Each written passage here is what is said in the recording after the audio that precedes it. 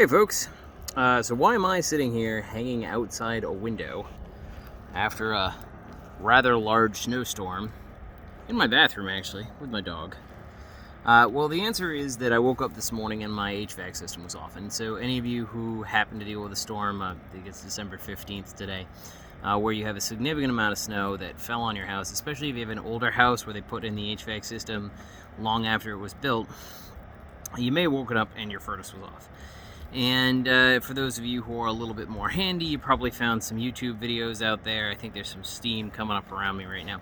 That you may have found some YouTube videos out there advising you to go check this, that, or the next thing. The first thing I found was my Nest sat there and said that there was no power to the steam is getting a little bit intense. There was no power to the RC or the R cable or whatever. I think it was RC. Which meant the Nest was off. So I went downstairs, I fiddled around, I blew out a voltmeter because I incorrectly put it to the wrong things, but that's a separate story. And then I turned around and found something that said, hey, there's a limit switch, and you should check this. This is going to be important. There's a reset button. It tends to be in your heating system. You have two thermal sensors.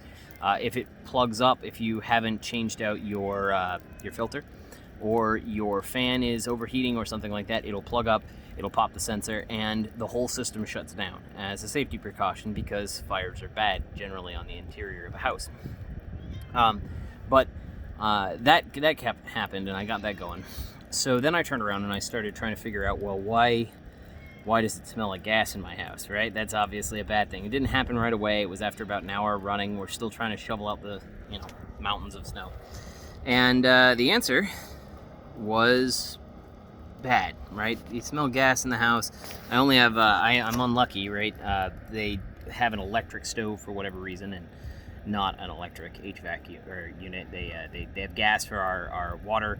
They have gas for our HVAC system. I will eventually be putting in a gas stove, but we don't have that yet. So what was the issue? Well, I went down in the basement, and the furnace is basically continuously cycling, and I saw the door actually puff out a couple times because of flame pressure waves, and very cool but very bad to see in an HVAC system. It means that there was a problem, and I watched it try to cycle 3 or 4 times. I saw it blow itself out all the time, and I couldn't figure out what was going on.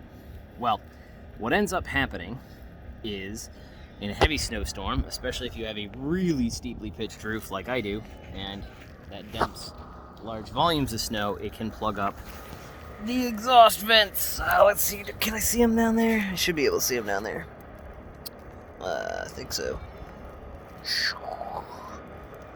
Let's see. Yeah, there they are.